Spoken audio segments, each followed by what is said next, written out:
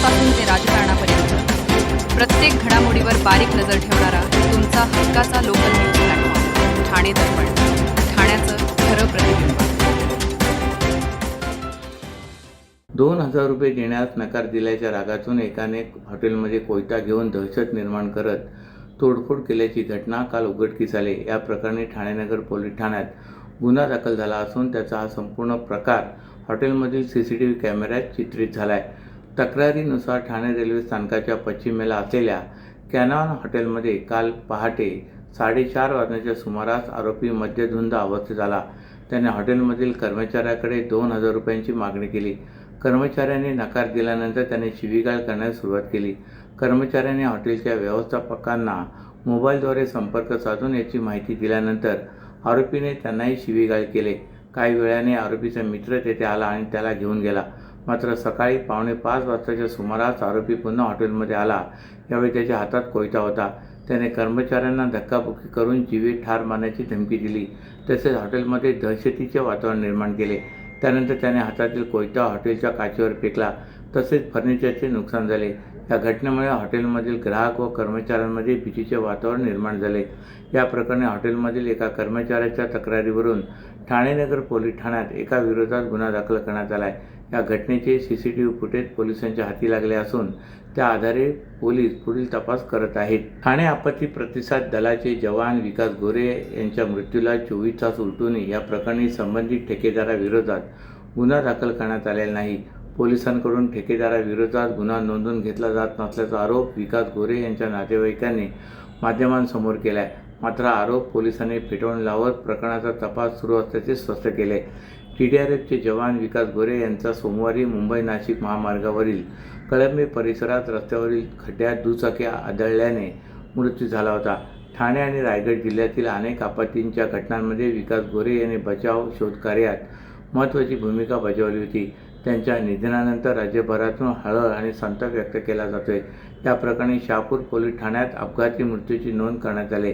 मात्र विकास गोरे यांचा मृत्यू रस्त्यावरील खड्ड्यामुळे झाल्याचा दावा करत या दुर्घटनेस जबाबदार असलेल्या ठेकेदाराविरोधात गुन्हा दाखल करण्याची मागणी त्यांच्या नातेवाईकांनी केली. तसेच पोलिसांकडून या प्रकरणी गुन्हा दाखल करण्यात टाळाटाळ केली जात असल्याचा आरोपही त्यांनी केला आहे.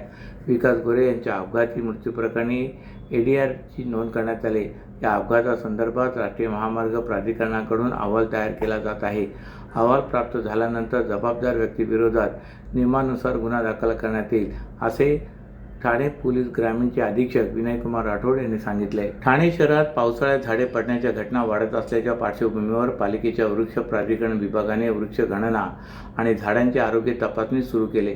2,35 लाख रुपये खर्चून होणाऱ्या या प्रक्रियेत झाडांची जिओ टॅगिंगसह छायाचित्रे, आरोग्याची स्थिती आणि इतर तपशील नोंदवला जाणार आहे. मात्र झाडे खरोखरच धोकादायक आहेत की निरोगी हे ठरविण्यासाठी कोणत्याही अत्याधुनिक यंत्रणेऐवजी केवळ मानवी निरीक्षणावरच भर दिला जात असल्याच्या तक्रारी आता पुढे येत आहेत. केवळ नजरेनेच एखादे झाड निरोगी आहे किंवा कसे ठरवले जात असल्यामुळे या संपूर्ण परीक्षणाविषयी प्रश्नचिन्ह उभं राहिले. ठाणे शहरातील झाडे पडून जीवित आणि वित्तहानी होण्याच्या घटना वाढत असतानाच ठाणे महापालिका प्रशासनाने आता शहरातील झाडांची वृक्ष गणना आणि झाडांची आरोग्य तपासणी करण्यास सुरुवात केली. यासाठी एका ठेकेदाराची नियुक्ती करण्यात आली. 1 जुलैपासून ठाणे महापालिकेच्या 9 प्रभाग समितीच्या कार्यक्षेत्रात ही वृक्ष गणनेसह झाडांची आरोग्य तपासणी सुरू करण्यात आली आहे. यासाठी प्रभाग समिती निहाय पथके नियुक्त करण्यात आली असून झाडांची माहिती संकलित करण्याचे काम सुरू आहे. प्रत्येक झाडांचे छायाचित्र घेऊन त्याचे जिओ टॅगिंग करण्यात येत आहे. तसेच झाडांची प्रजाती, स्थिती, आरोग्य आणि भविष्यातील संभाव्य धोका या संबंधीची माहिती नोंदवण्याची प्रक्रिया या सर्वेक्षणात केली जाते. ठाणे शहरातील वृक्ष गणना आणि झाडांच्या आरोग्य तपासणीसाठी सुमारे 2,35 लाख रुपयांचा खर्च होणार आहे. या प्रक्रियेतून शहरातील झाडांचा अद्ययावत संगणक माहिती संग्रह तयार करण्याचा प्रशासनाचा प्रयत्न आहे. त्यामुळे भविष्यात धोकादायक झाडांची ओळख पटवून त्यावर वेळेत उपाययोजना करणे शक्य होईल, असा प्रशासनाचा दावा आहे. एसेट बॅक्ड क्रेडिट लोन, व्यवसाय आणि आर्थिक गरजांसाठी मालमत्तेवर आधारित कर्ज. कर्ज मर्यादा 5 कोटींपर्यंत, 120 महिन्यांचा परतफेडीचा कालावधी, विश्वासार्ह वित्तीय भागीदार तुमच्या प्रगतीसाठी. TJSB asset backed credit loan. TJSB सहकारी बँक लिमिटेड, भरोसे का बैंक, भविष्य का बैंक. वाहतूक ऑपरेटरसाठी व्यावसायिक वाहने खरेदी करण्यासाठी सोपी आणि विश्वासार्ह कर्ज सुविधा. कर्ज मर्यादा 1 कोटी रुपयांपर्यंत, 5 वर्षांची परतफेडीची मुदत, आकर्षक व्याजदर. TJSB fleet term loan. TJSB सहकारी बँक लिमिटेड. भरोसे का बँक, भविष्य का बँक. तुमच्या व्यवसायासाठी खेळते भांडवल, क्षमता विस्तार, आधुनिकीकरण आणि यंत्रसामग्री खरेदीसाठी विश्वसनीय ओव्हरड्राफ्ट सुविधा. कर्ज मर्यादा 7 कोटींपर्यंत, जलद मंजुरी, 120 महिन्यांचा परतफेडीचा कालावधी. TJSB ODS drop against property. TJSB सहकारी बँक लिमिटेड. भरोसे का बँक, भविष्य का बँक. दादा, दात घासताय ना, मग पाणी का वाया घालवताय? ताई, भांडी घासा नाहीतर फोन पहा, पण नळ का चालू ठेवलाय? अंघोळ झाली ना करून, मग शॉवर चालूच. कपडे धुताय पण पाणी वाया जातंय, त्याचं काय? गाडी अशी धुताय आणि उद्या पाणी कायमचं संपलं तर? पाण्यासाठी किती जणांची वणवण होते. कित्येक कुटुंबांना तर पाणी मिळतही नाहीये. पाणी बोलत नाही, पण आपण त्याची किंमत जाणली पाहिजे.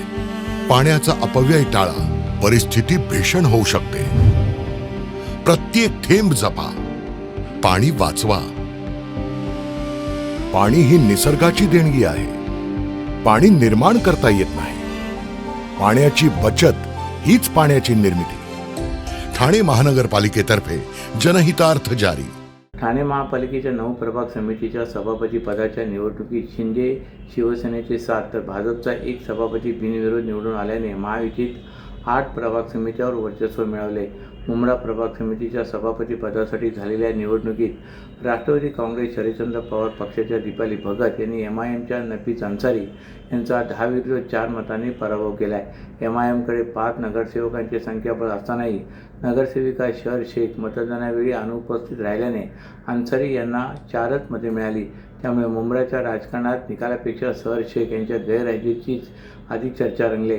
ठाणे महापालिकेच्या रखडलेल्या 9 प्रभाग समिती सभापती पदाची निवडणूक काल पार पडली. या निवडणुकीसाठी 31 जुलै रोजी उमेदवारी अर्ज दाखल करण्यात आले होते. 9 प्रभाग समित्यांसाठी एकूण 10 उमेदवारी अर्ज दाखल झाले होते. यापैकी 8 प्रभाग समित्यांपैकी एकच अर्ज असल्याने सभापतीची निवड बिनविरोध झाली. शिंदे शिवसेनेच्या वतीने नौपाडा कोपरी प्रभाग समितीसाठी मिनल संके, वागळे प्रभाग समितीसाठी एकता भोईर, मानपाडा माजिवडा प्रभाग समितीसाठी सिद्धार्थ होळीकर, कळवा प्रभाग समितीसाठी विजया लासे, लोकमान्य सावरकर प्रभाग समितीसाठी निर्मला कणसे, दिवा प्रभाग समितीसाठी दीपक जाधव व वर्तकनगर प्रभाग समितीसाठी जयश्री डेव्हिड यांनी उमेदवारी अर्ज दाखल केले होते. तर महायुतीतील जागा वाटपानुसार उतळसर प्रभाग समिती भाजपच्या वाट्याला आली असून येथून भाजपचे ज्येष्ठ नगरसेवक नारायण पवार यांनी उमेदवारी अर्ज दाखल केला होता.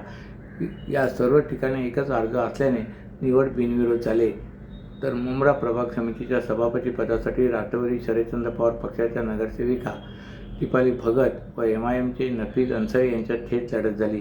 ठाणे महापालिकेच्या डॉक्टर बाबासाहेब आंबेडकर सभागृहात जिल्हाधिकारी श्रीकृष्ण पांचाळ यांच्या अध्यक्षतेखाली निवडणूक प्रक्रिया पार पडली. मुंब्रा प्रभाग समितीत राष्ट्रवादी काँग्रेस शरदचंद्र पवार पक्षाचे 10, MIMचे 5 आणि राष्ट्रवादी काँग्रेस अजित पवार पक्षाचा 1 नगरसेवक आहे. त्यामुळे संख्याबळाच्या आधारे दीपाली भगत यांचा विजय निश्चित मानला जात होता. सकाळी 11 वाजता निवडणूक प्रक्रिया सुरू झाल्यानंतर उमेदवारी अर्ज मागे घेण्यासाठी 15 मिनिटाचा अवधी देण्यात आला. मात्र दोन्ही उमेदवारी अर्ज मागे न घेतल्याने निवडणूक प्रक्रिया पार पडली. दीपाली भगत यांना 10 तर MIMच्या नफीस अन्सारी यांना 4 मते मिळाली. यात भगत यांना विजय मिळवत MIMला धक्का दिलाय. नाशिकहून बोरिवलीकडे 35 टन फ्लॅश ॲश घेऊन जाणारा अवजड ट्रक रात्री कॅडबरी जंक्शन येथील वळणावर उलटला. या अपघातात चालक किरकोळ जखमी झाला असून काही काळ घोडबंदर रोडकडे जाणारी वाहतूक विस्कळीत झाली होती.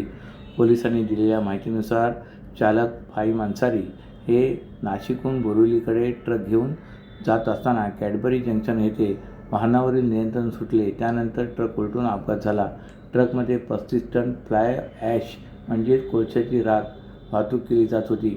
घटनेची माहिती मिळताच अग्निशमन दलाचे जवान, आपत्ती व्यवस्थापन कक्षाचे कर्मचारी तसेच वाहतूक पोलीस घटनास्थळी दाखल झाले. त्यांनी अपघातग्रस्त ट्रक रस्त्याच्या बाजूला करून वाहतूक सुरळीत करण्याचे काम केले. या अपघातात चालक फाहीम अन्सारी याच्या डोक्याला किरकोळ दुखापत झाली असून त्याला उपचारार्थ खाजगी रुग्णालयात दाखल करण्यात आले होते. मात्र या अपघातामुळे या परिसरात काही काळ वाहतूक कोंडी झाली होती. अशाच नव्या आणि ताज्या बातम्यांसाठी ठाणे दर्पणच्या पेजला लाईक करा आणि फॉलो करायला विसरू नका.